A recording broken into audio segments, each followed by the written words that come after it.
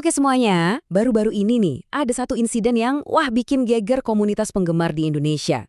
Ini memicu perdebatan panas soal respek, konsekuensi, dan nasib event-event yang kita suka di masa depan. Yuk kita bedah bareng-bareng apa sih yang sebetulnya terjadi? Nah, ini dia pertanyaan utamanya.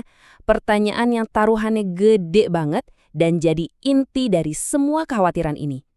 Apa iya kelakuan satu orang bisa berimbas ke kita semua? Beneran bisa separah itu? Oke, kita mulai dari awal banget ya. Kita akan bahas insiden pembajakan di bioskop itu sendiri, apa sih yang kejadian, dan kenapa ini jadi masalah yang serius banget. Ini tuh acara yang udah ditunggu-tunggu banget loh. Para fans udah pada heboh, datang rame-rame pengen ngerasain pengalaman nonton game kesayangan mereka di layar lebar. Pokoknya suasananya tuh seru dan penuh antusiasme. Tapi, di tengah semua keseruan itu, ada satu orang yang nekat ngelakuin tindakan ilegal. Ngerekam layar bioskop. Dan bukan buat koleksi pribadi ya. Klip rekamannya, terutama adegan konser yang jadi highlight filmnya, langsung diupload ke media sosial buat dilihat semua orang. Dan yang bikin situasi ini makin panas itu respons dari pelakunya. Udah jelas-jelas nge-tag akun resmi Project Sekai pakai konten bajakan, pas ditegur sama fans lain, jawabannya cuma singkat dan nantangin, be smart. Ini nunjukin sikap yang sama sekali nggak ngerasa bersalah, dan itu yang bikin komunitas makin marah.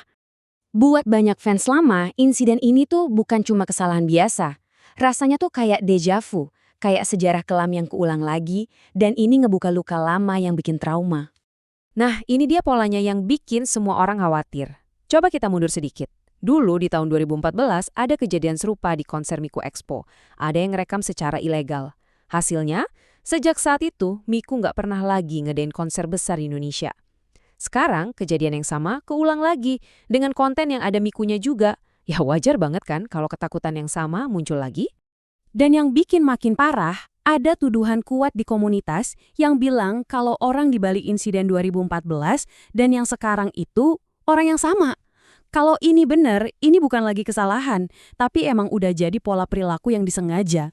Oke, sekarang kita lihat gimana masalah ini berkembang jadi perdebatan yang lebih luas. Biar kita paham kenapa tindakan ini salah banget, kita perlu ngerti dulu bedanya pembajakan sama konten fans yang legal atau transformatif.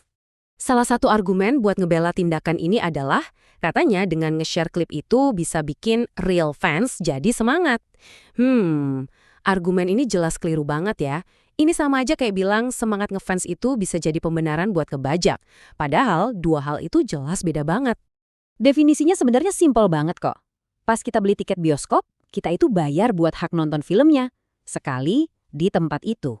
Kita nggak beli hak buat bikin kopiannya terus disebar-sebarin. Nah, tindakan menggandakan dan menyebarkan tanpa izin, itulah yang namanya pembajakan. Nah, disinilah beda utamanya. Di satu sisi ada pembajakan, itu cuma upload ulang konten mentah, nggak ada tambahan apa-apa. Di sisi lain ada yang namanya klip transformatif, contohnya kayak di video review atau analisis. Ini bukan sekedar nyomot, tapi nambahin sesuatu yang baru. Klipnya cuma dipakai sebagai bagian kecil buat mendukung karya baru yang lebih besar. Nih, ada tes gampang yang bisa kalian coba. Kalau kalian bikin video review, terus cuplikan filmnya dihapus, video kalian masih punya inti atau pesan nggak? Masih bisa dinikmati sebagai review? Kalau jawabannya iya, kemungkinan besar itu transformatif. Tapi kalau tanpa cuplikan itu video kalian jadi gak ada artinya, ya mungkin kalian cuma nge-repost konten orang lain. Jadi, poin pentingnya adalah tindakan kayak gini tuh nggak berdiri sendiri. Ada konsekuensi nyata yang dampaknya negatif buat seluruh komunitas penggemar. Buat kita semua. Dan ini bukan lagi sekedar omongan ya. Udah ada laporan beberapa bioskop sampai harus nunda penayangan film gara-gara insiden ini. Fans lain yang belum nonton jadi kena spoiler. Dan yang paling parah, reputasi kita sebagai komunitas fans Indonesia di mata promotor luar jadi jelek. Ini bisa berarti di masa depan makin sedikit konser, makin sedikit film, makin sedikit event yang mau datang ke sini. Melihat semua dampak buruk ini, terus kita sebagai komunitas bisa apa? Apa cara paling efektif buat kita merespons dan ngelindungin event-event yang kita suka di masa depan? Jadi, apa yang bisa kita lakuin? Ada beberapa langkah yang efektif banget. Nomor 1, dan ini paling penting, jangan kasih panggung. Jangan di-like, jangan di-komen, jangan di-share.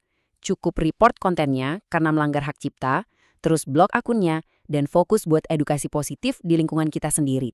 Pada akhirnya, tujuannya itu simple. Dengan ngelaporin dan gak berinteraksi, kita itu kayak motong pasokan oksigen yang mereka butuhin, yaitu perhatian. Daripada bikin mereka jadi penjahat yang terkenal, kita bikin mereka jadi nggak relevan sama sekali. Dan kita tutup dengan kalimat yang mungkin terdengar nyelekit tapi benar banget. Di luar semua perdebatan soal hak cipta dan kultur fans, ada satu aturan sederhana yang kayaknya dilupain di sini. Kalau mau ngelakuin hal ilegal, ya jangan dipamerin. Karena itu cara tercepat buat ngerugiin diri sendiri dan semua orang di sekitar kita.